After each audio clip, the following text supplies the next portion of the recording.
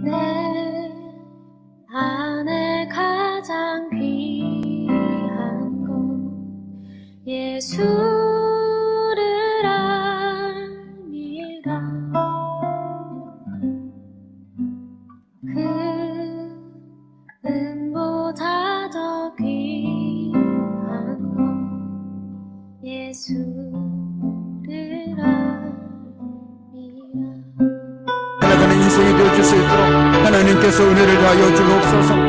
오직 주님께 소망을 두어 살아가는 인생이 되게 해주시고, 언제나 어디서나 모든 것 주님께 맡기고 주님을 찬양하며 살아갈 수 있는 그런 복된 인생이 우리의 인생이 되어지기를 소망합니다. 지금껏 우리의 삶을 인도하여 주시고 우리의 모든 것들을 지금 주관하여 주신 그 주님께 모든 것이 주의 은혜라고 고백하며 나아갈 수 있는 우리의 삶이 되게 하여 주옵소서. 오늘 이 시간도 그 마음으로 주님 앞에 나아갈 때 말씀을 통하여 주의 음성을 듣게 하여 주시고, 오늘 하나님의 귀한 말씀을 통해서 하나님의 뜻을 깨닫고 하나님의 마음을 품을 수 있는 복된 이 시간 되어줄 수 있도록 주님께서 친히 역사해 주시고 인도하여 주옵소서. 모든 것 주님께 감사드립니다. 주님 감사합니다. 모든 것이 주의 은혜임을 고백하며 감사드리며 예수님의 이름으로 간절히 기도드립니다. 아멘. 할렐루야. 반갑습니다. 우리 반갑게 인사 나누겠습니다. 참 잘 오셨습니다. 네, 참 잘 오셨습니다. 네, 오늘 이 밤도 말씀을 통해서 우리 하나님께서 저와 여러분에게 귀한 은혜를 주시기를 주님의 이름으로 간절히 축복합니다. 아멘. 흔히 전도서를 사람들은 많이 피하곤 합니다. 왜냐하면 늘 덧없다, 의미 없다라는 말만 반복해서 말하다 보니 신이 안 난다라고 얘기들 하시더라고요. 그런데 저는 개인적으로 청년들에게나 누구에게나 전도서를 꼭 한번 묵상해 보라고 권면하고 있습니다. 왜냐하면 여기에 바로 그 인생의 진리가 그대로 담겨 있기 때문입니다. 대표부 이스라엘 백성들은 솔로몬 왕이 젊은 시절에는 아가서를 기록하였고 장년기에는 잠언서를, 그리고 젊은 시절에 많은 여인들과 결혼하면서 우상 숭배하였던 죄를 회개하고서 노년기에 이 전도서를 기록하였다라고 그들은 받아들이고 있습니다. 그리고 누군가는 전도서를 이렇게 표현하기도 합니다. 마치 전도서는 신실한 믿음의 가정에서 태어난 아주 총명한 자녀가 하나님 없이도 인생의 업적을 이룰 수 있다고, 하나님의 인도하심을 받지 않아도 보란듯이 성공할 수 있다는 것을 보여주기 위해서 참으로 발버둥 치다가 결국 자신의 능력으로는 아무것도 할 수 없음을 깨닫고 하나님 앞으로 돌아와서 쓰는 참회록과 같다라고 말이죠.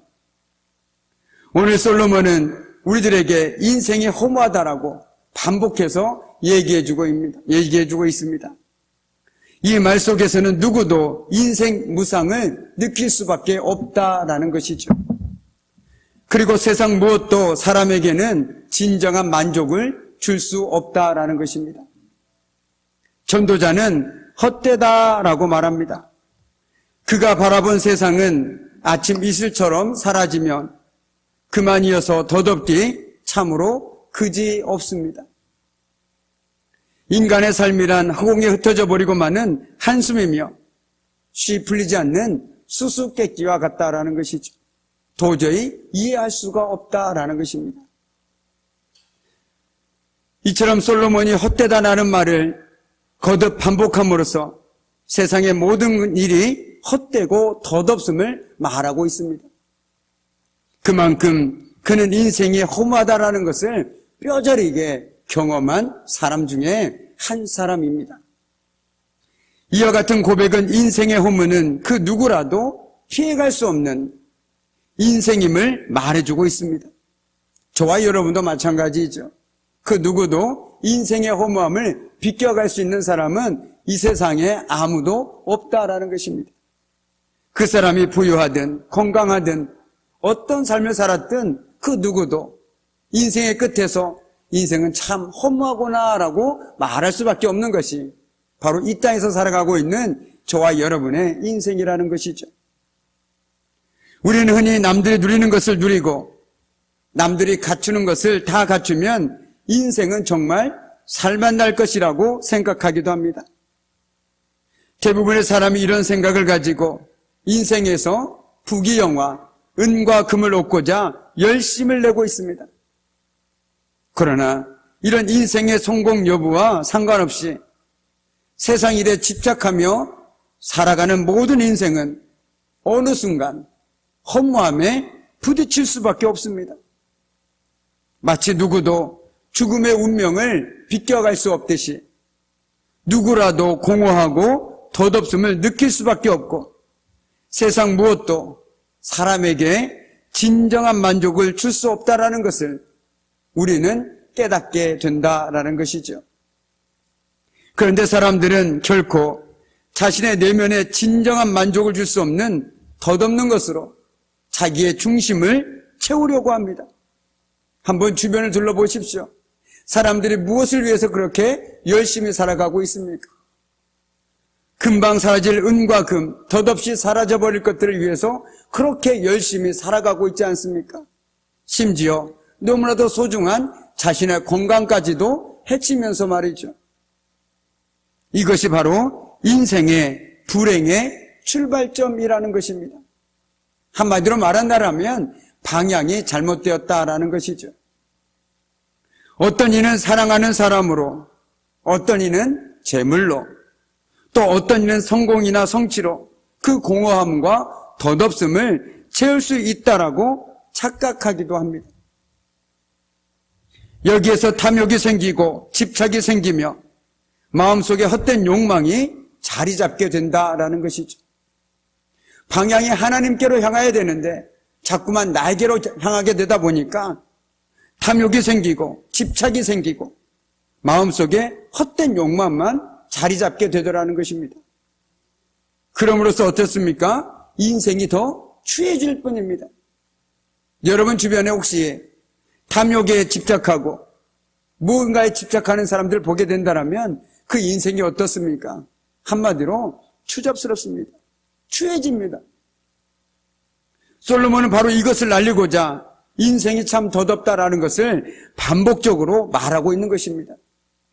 인생은 참으로 우리의 자신에게 집중할 때 덧없고 덧없으니 너희들이 진정 이 땅에서 살아갈 때 그 덧없음을 극복할 수 있는 비결이 무엇인지 내가 알려줄 테니 잘 들어보아라 라고 말하고 있는 것이 바로 전도서라는 것입니다.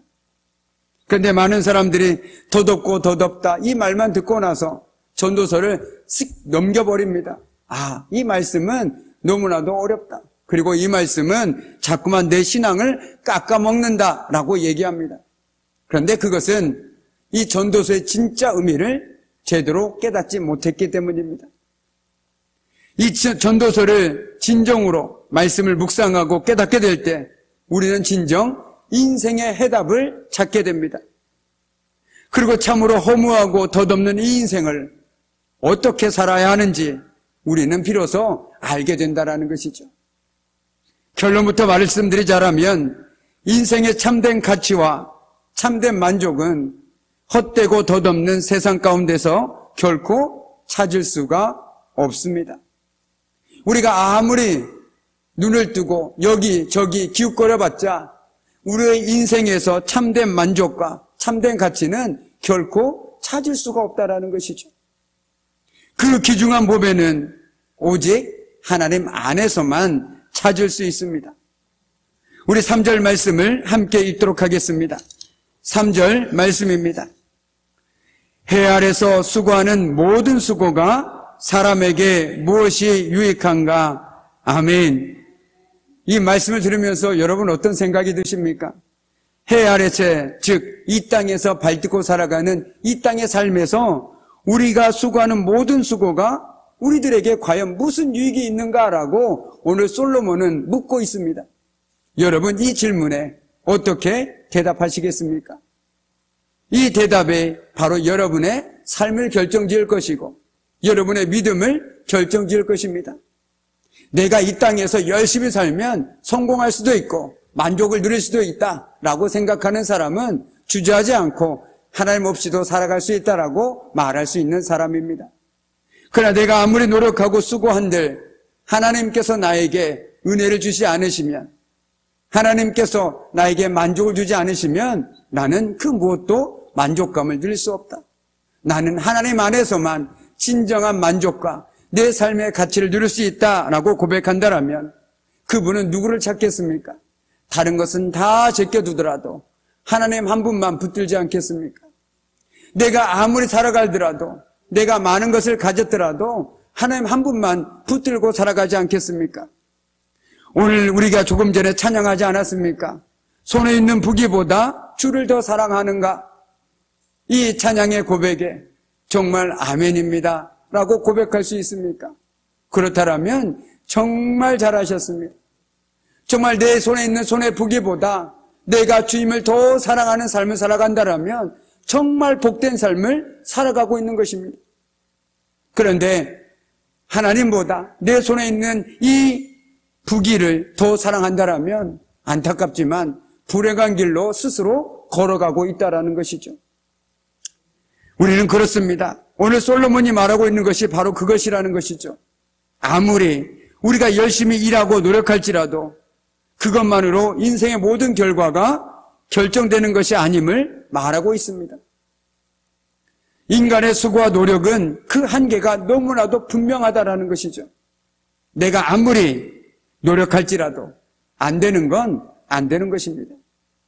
내가 아무리 능력이 있다고 자부할지라도 안 되는 건 안 되는 것입니다.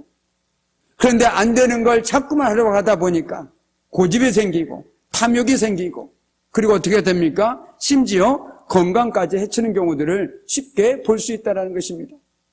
자신의 건강만 해친다라면 그것은 좀 낫겠지만 심지어 다른 사람까지도 해치는 경우를 보게 된다는 것이죠. 왜요? 안 되는 것을 억지로 되게 해야 되니까.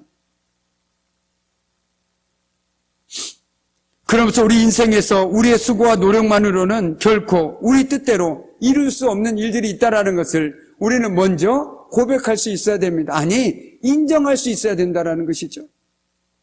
해 아래서, 즉 하나님 없이 하는 수고는 사람에게는 정말로 아무런 의미가 없습니다. 그래서 시편 127편 1절에서 2절 말씀은 이렇게 말하고 있습니다. 여호와께서 집을 세우지 아니하시면 세우는 자의 수고가 헛되고 여호와께서 성을 지키지 아니하시면 파수꾼의 깨어 있음이 헛되도다. 너희가 일찍이 일어나고 늦게 누우며 수고의 떡을 먹음이 헛되도다. 그러므로 여호와께서 그의 사랑하시는 자에게는 잠을 주시는도다. 아멘. 이것을 믿음으로 받아들이시기 바랍니다. 내가 아무리 집을 세우고자 노력할지라도 하나님께서 그 집을 세우지 아니하시면 그것은 헛되다라고 말하고 있습니다. 또한 우리가 아무리 성을 철벽같이 지킬지라도 파수꾼을 세워놓을지라도 하나님께서 그 성을 지키지 아니하시면 아무리 파수꾼이 깨어 있어도 헛되다라고 말하고 있습니다. 또한 우리가 아무리 일찍 일어나고 늦게 눕고 수고의 떡을 먹어도 하나님께서 함께하지 않으시면 헛되다라고 얘기하고 있습니다. 우리가 각건 예를 하나 들어보겠습니다. 우리가 농사를 짓죠. 농사를 지으면 우리가 정말 새벽부터 열심히 일하십니다.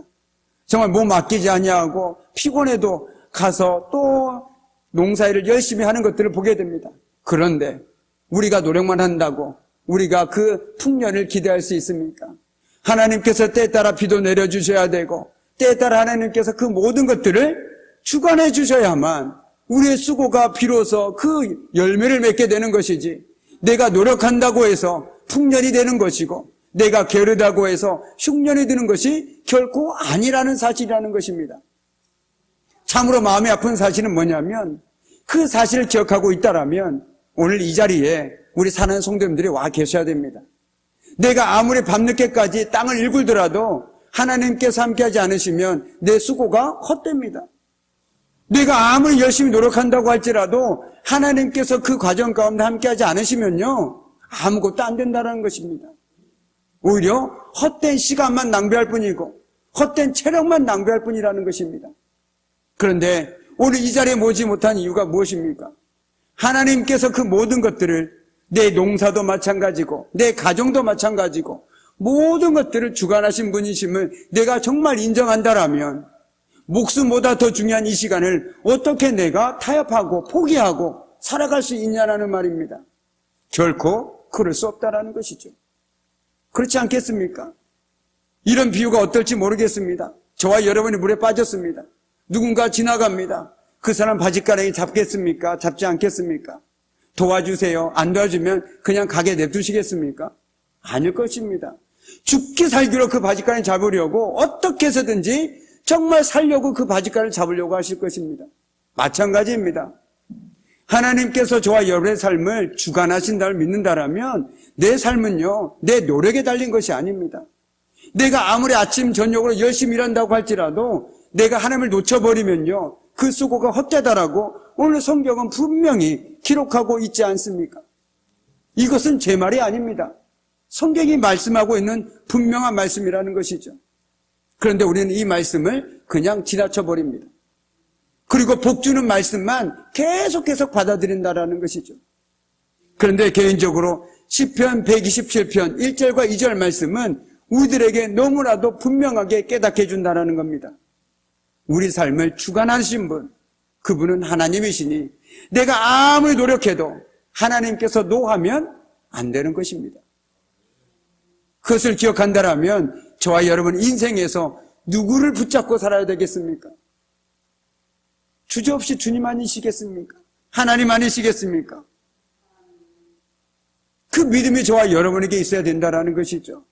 내가 할 수 있는 최선을 다해야 합니다. 그러나 일의 결과는 하나님께 달려있는 것이고, 또한 내가 하나님을 믿는 자로서 마땅히 주님께 예배드려야 되는 그 자리에는 내가 목숨보다 더 귀한 예배 자리에 나와서 귀한 말씀을 듣고 다시금 내가 지쳤던 내 영과 육이 회복되는 시간을 가져야 된다는 것입니다. 어떻게 보면 하나님께서는 오늘 이 시간 정말 분주한 삶 속에서 어떤 육체적인 노동으로 지쳐있을 우리를 영과 육을 회복시켜주기를 원하고 계시다라는 것이죠. 근데 우리는 육체적인 회복만을 원합니다. 그래서 좀 더 쉬지 뭐, 다음 주에 가면 되지 뭐. 그런데 다음 주가 저와 여러분에게 허락된 삶입니까? 모르겠습니다. 저도 모릅니다. 우리에게는 오직 오늘만 허락되었다는 기억한다면 저와 여러분이 오늘을 어떻게 살아야 하는지 너무나도 분명한 것 아니겠습니까? 그런데 많은 사람들이 마치 어리석인 부자처럼 내년도 있고 그 후년도 있다라고 생각하면서 신앙생활을 하고 그렇게 살아가고 있다는 것입니다. 여기 있는 계신 분이만이라도 정말 나에게 주어진 오늘 하루 내가 할 수 있는 힘껏 주님을 붙들고 살아갈 수 있는 복된 삶 되시기를 주님의 이름으로 간절히 축복합니다. 그 삶을 통해서 그래서 누군가에게 깨워줬으면 좋겠습니다. 그렇게 살면 안 된다라고 흔들어 깨워주고 함께 그 길을 복된 삶을 살아갈 수 있기를 다시 한번 주님의 이름으로 간절히 축복합니다. 아멘. 아까 읽은 시편 127편 1절에서 2절 말씀은 파수꾼은 한마디로 성을 깨워서 지키는 사람입니다. 적이 오는지 안 오는지 깨워서 지키는 사람이 파수꾼이죠. 자신의 지킴에 그 성 안에 있는 사람들의 생명이 달려있기 때문입니다. 그처럼 우리는 모두 참 열심히 삽니다. 그렇지 않습니까? 대강 사는 사람 없습니다. 참으로 열심히 삽니다. 아침 이른 시각부터 늦은 시각까지, 특별히 새벽기도 끝나고 또 가자마자 또 하루 일정 바쁘게 소화해내고 그렇게 힘들게 바쁘게 최선을 다해 살아가고 있는 것이 바로 우리들의 삶이 아니겠습니까? 그러나 그렇게 잠을 자지 못할 정도로 인생을 열심히 산다고 할지라도 하나님께서 지켜주지 않는 인생은 헛되다라고 오늘 말씀은 우리들에게 분명하게 말씀해주고 있다는 것입니다. 이 말씀 우리는 겸허하게 인정하지 않을 수 없습니다. 인생을 진지하게 살아본 사람이면 사람일수록, 그리고 오래 살아본 사람이면 사람일수록 내 마음대로 할 수 있다는 게 아무것도 없다라는 것을 저절로 고백할 수밖에 없다라는 것입니다. 그러나 이것을 깨닫지 못할 때 우리는 무엇이든지 내 힘으로, 내 능력대로 다 할 수 있다고 착각하고 살아갑니다. 그럼으로써 자기 몸과 마음을 축내면서 피곤한 인생을 살아가게 된다는 것이죠. 우리 7절과 8절 말씀을 함께 읽도록 하겠습니다. 7절과 8절 말씀입니다. 모든 강물은 다 바다로 흐르되 바다를 채우지 못하며 강물은 어느 곳으로 흐르든지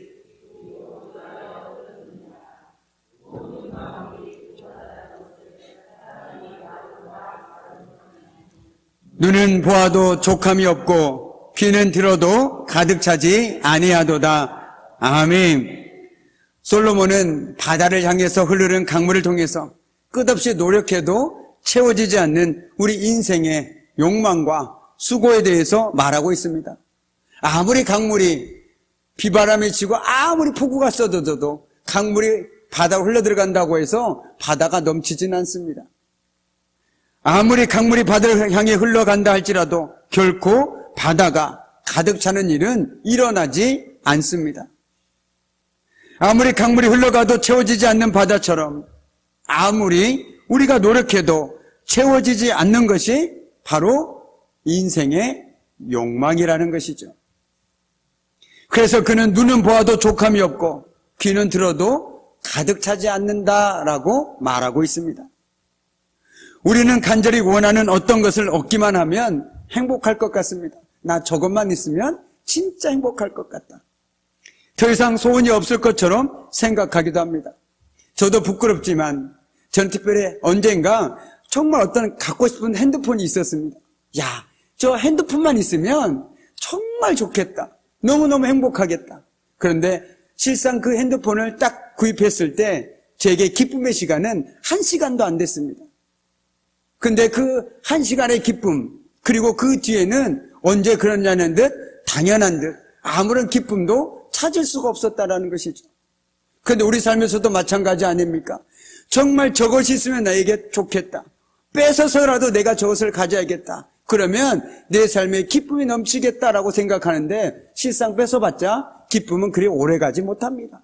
아주 잠깐입니다. 그래서 자꾸만 또 다른 거, 더 좋은 거, 더 새로운 거, 그것을 요구하게 되고 그것들을 취하고 살아가는 삶이 저와 여러분의 삶이 아닙니까? 막상 원하는 것을 얻게 되면 기쁨과 행복은 잠깐이라는 것이죠. 그리고 언제 그랬냐는 듯이 더 크고 더 높은 것을 마음에 두고 이제 그것을 탐하게 됩니다. 이것은 됐고 저것이 더 좋으니 저것을 사야겠다. 이렇게 우리의 마음이 늘 더 좋은 것들을 탐하게 된다는 것입니다.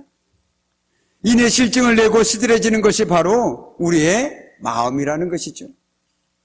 이는 그 모든 것이 사실은 의미 없고 특별한 것이 못 된다라는 것입니다. 그것은 완전한 만족과 영원한 행복과 기쁨을 주는 것이 아니라는 것이죠. 우리는 지금까지 헤아려서 수고하는 모든 것, 즉 하나님을 떠나서 사는 인생이 참으로 허무하고 더덥다라는 것을 오늘 말씀을 통해서 배웠습니다. 그러나 여기 기쁜 소식이 있습니다. 세상 모든 것을 다 쏟아부어도 만족할 수 없는 마음을 채울 수 있는 방법이 있습니다. 그것은 바로 하나님을 만나는 것입니다. 세상 그 무엇으로도 만족함을 얻지 못합니다. 무엇을 가진들 만족하시겠습니까? 어떤 노력으로도 참된 삶의 의미를 발견할 수 없는 것이 참으로 현실이라는 것이죠. 어거스틴이라는 사람이 이런 얘기를 했습니다. 하나님을 만나기 전까지는 참 만족이 없었다라고 말이죠. 우리 역시 아직도 하나님이 아닌 다른 것으로 삶의 의미나 만족을 구한다라면 결코 거기에서는 참된 만족을 누리지 못할 것입니다. 서둘러 거기에서 과감히 돌아서야 합니다. 그 어떤 인생이라도 하나님을 만나기 전에는 참된 만족을 얻을 수도 없고 누릴 수도 없다라는 것이죠. 이 귀한 영적 깨달음으로 저와 여러분이 오직 하나님만을 구하고 임마누엘 하나님과 함께하는 삶을 사는 복된 삶 되기를 주님의 이름으로 간절히 축복합니다. 아멘. 기도하겠습니다. 참으로 고마우신 아버지 하나님, 우리는 이 땅에 살아가면서 하나님이 아닌 다른 것들로 우리의 마음을 기쁘게 하려 하고 만족하려고 하고 그것들을 의지하며 살아가는 연약한 모습들을 보일 때가 있습니다.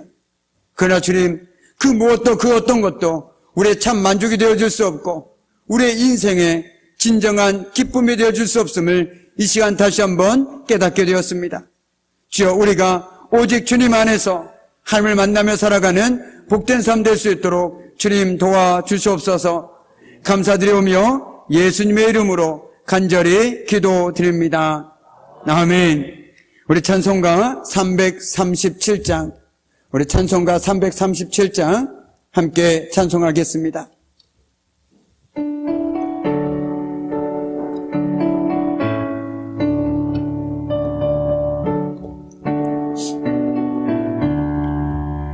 내 모든 시험 무거운 짐을 주 예수 안에 아뢰리며 큰 짐의 사이 날 돌아보사 내 부심 모두 맡기시네. 무거운 짐을 나 홀로 지고 견디다 못해 쓰러진대. 불쌍히 여겨 구원의 주님, 은혜의 주님, 오직 우리 4절입니다. 마음이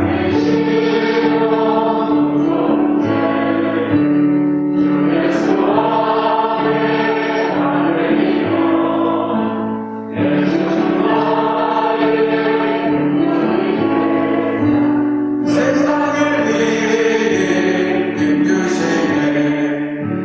무거운 짐을 홀로 지고 견디다 못해 쓰러지네. 불쌍히 여겨 구원의 주님, 은혜의 주님, 오직 예수. 아멘. 이제는 우리 주 예수 그리스도의 은혜와 아버지 하나님의 말할 수 없는 사랑하심과 성령의 속임과 임재와 다스리심이 주님 외에는 참된 만족이 없음을 깨닫고 오직 주님만을 붙들고 살아가길 결단하는 우리 귀한 성도들의 삶과 그들의 가정과 일터와 사업장 위에 사랑하는 자녀들 위해 이제부터 영원토록 함께 하시기를 간절히 축원하옵나이다. 아멘.